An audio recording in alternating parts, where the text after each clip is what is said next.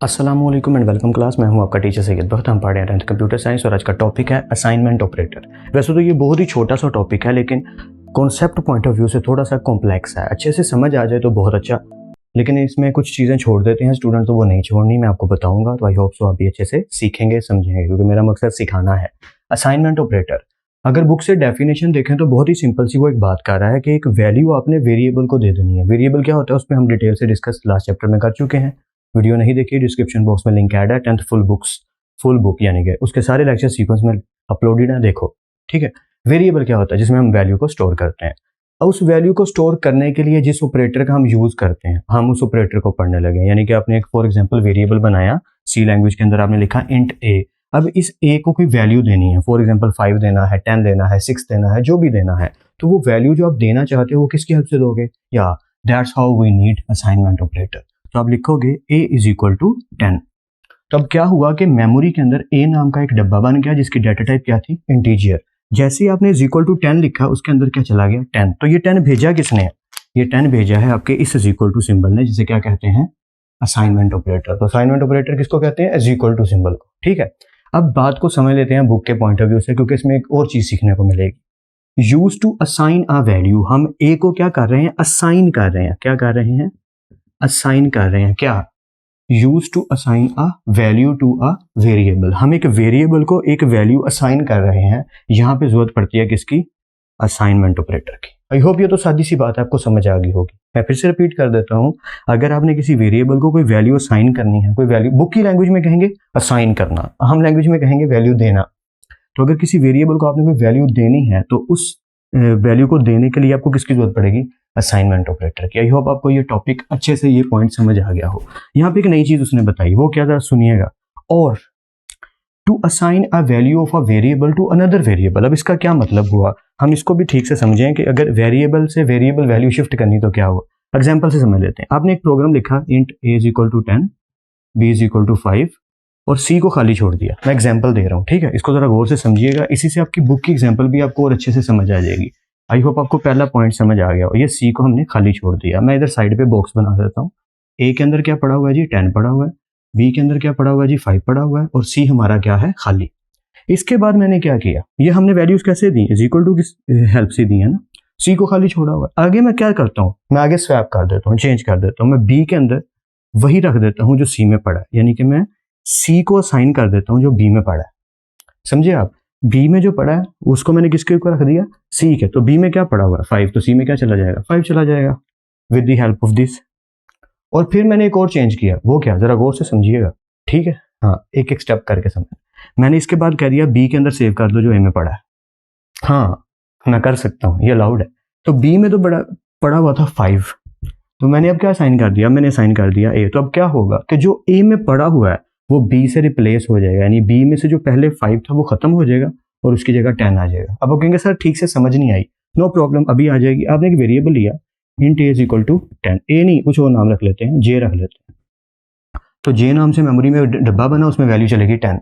थोड़ी देर बाद आपने फिर से जे लिख के वैल्यू लिख दी 5। अब क्या चला गया? वो 10 रिमूव हो जाएगा और अब क्या चला जाएगा? 5। जो बाद में आप लिखेंगे वो वाली वैल्यू कंसीडर होगी। पहले वाली वैल्यू क्या कहते हैं उसे? रिमूव हो जाएगी, रिप्लेस हो जाएगी। फिर आप लिख देते हैं जे इज इक्वल टू 2। तो 5 की जगह क्या आ गया? 2। तो जितनी दफा आप रिप्लेस करते जाएंगे वो वैल्यू आगे वाली यूज करेगा, पीछे वाली वैल्यू को रिप्लेस कर देगा। आई होप आपको समझ आ रही मैं क्या बोल रहा हूँ कि अगर आप एंड पे लिख देते हैं जे इज इक्वल टू 0, तो इसमें फाइनल आंसर जे में क्या पड़ा होगा? 0, क्योंकि प्रोग्राम जब चला जे में क्या पड़ा था? 10। फिर आपने रिप्लेस कर दिया 5 से, फिर आपने रिप्लेस कर दिया 2 से, फिर आपने रिप्लेस कर दिया 0 से। तो ये क्या हो रहा है? वैल्यूज असाइन हो रही हैं। तो वो जे के अंदर वही स्टोर करी जा रहा है जो आप कहना चाहते हो, करना चाहते हो। यहाँ पे और यहाँ पे फर्क क्या है? यहाँ पे हम वैल्यू असाइन कर रहे हैं किसको? वेरिएबल को। यहाँ पे हमने क्या किया? 3 वेरिएबल लिए, इस वेरिएबल को वैल्यू दे दी 10, इस वेरिएबल को वैल्यू दे दी 5 और इस वेरिएबल को खाली छोड़ दिया। अब इस वेरिएबल को वैल्यू कौन असाइन कर रहा है? वैल्यू नहीं दे रहे हम वेरिएबल ही दे रहे हैं। तो यहाँ पे ये लिखा है, ये जरा गौर से पढ़िएगा।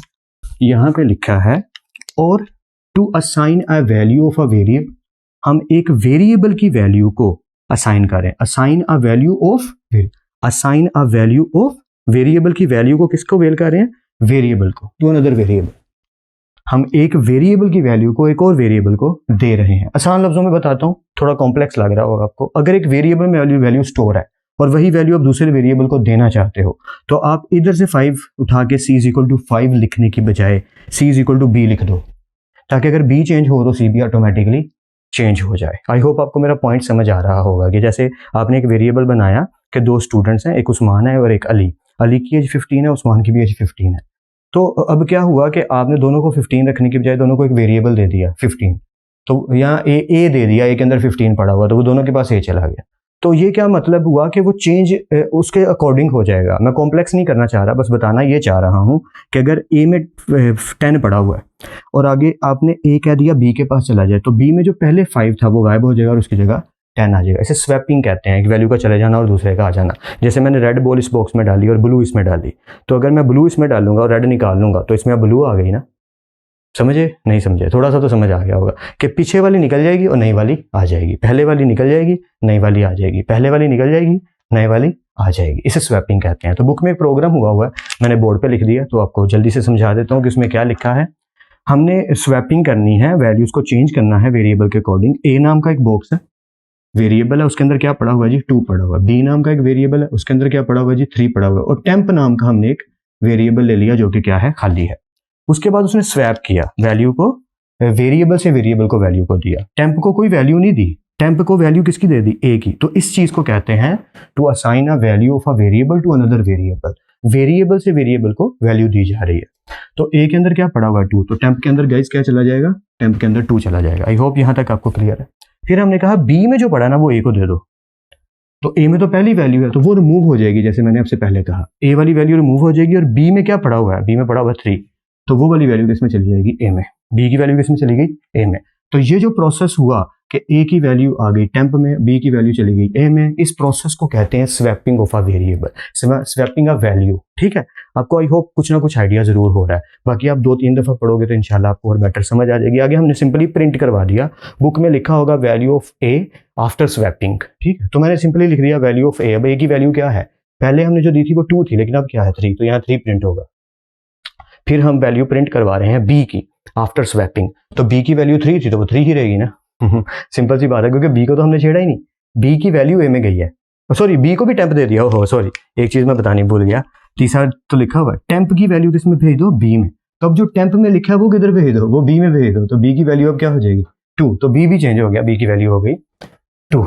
तो ये हमने सारी चेंज कर दी है। आई नो कन्फ्यूजन हो रही है, मैं जल्दी से रिपीट कर देता हूँ ताकि आपको और बेटर वे में समझ आ जाए। मिसाल दोबारा ले लेते हैं। ए के अंदर सबसे पहले क्या पड़ा हुआ है जी 2 पड़ा हुआ है। बी के अंदर क्या, पहले समझाते समझाते रुक गया हूँ ताकि आपको अच्छे से समझा सकूँ। और टेम्प हमारा खाली है। आफ्टर प्रोसेस आप देख सकते हो कि सब कुछ बदल चुका है। कैसे, जरा देखिएगा। हमने यही किया है, assigning a value of a variable to another variable. इस एग्जांपल के अंदर टेम्प में हमने ए भेज दिया, टेम्प में हमने ए भेज दिया। ए में क्या पड़ा हुआ है 2, टेम्प खाली था तो उधर आ गया 2। आई होप ये स्टेप आपको क्लियर है, मैं साथ साथ टिक करता जाता हूँ। उसके अगले स्टेप में हमने क्या कहा, बी को ए में भेज दो। तो बी में क्या पड़ा हुआ है, बी में पड़ा हुआ है 3, तो वो किस में भेज दो, ए में। तो ए में 3 आ गया, पहले ए में 2 था लेकिन अब ए में क्या आ गया 3। ये वाला स्टेप भी हो गया। या उसके बाद हमने कहा बी में टेम्प भेज दो, जो टेम्प में भेजा था ना पहले वो अब बी में भेज दो। तो बी में जो भी पड़ा था, बी में पहले 3 पड़ा था, हमने नहीं जानना, उसमें टेम्प भेज दो। टेम्प में 2 पड़ा है तो वो 2 भेज दिया। तो अब जो वैल्यूज हैं वो एक्सचेंज हो चुकी हैं। अगर आप गौर से देखो, ए में 2 था अब क्या है 3, बी में 3 था अब क्या है 2, और टेम्प खाली था उसमें क्या पड़ा हुआ है 2। तो अभी हम वैल्यूज को प्रिंट करेंगे तो ये वाली सिचुएशन प्रिंट होगी। आई होप सो आपको इस खिचड़ी में से कुछ ना कुछ जरूर समझ आया होगा। यहाँ कंफ्यूजन हो वीडियो को पीछे करके आप देख सकते हो, ये ऐसा ही है। फिर मिलते हैं इस लेक्चर में, तब तक अपना और अपने घर वालों का बहुत ख्याल रखिएगा। खुदा आप सबको बेहद खुश रखे और बहुत कामयाब करे। खूब प्रैक्टिस करते रहिए और खूब मेहनत करते रहिए, लेकिन स्मार्ट वर्क के साथ। अल्लाह हाफिज़ क्लास।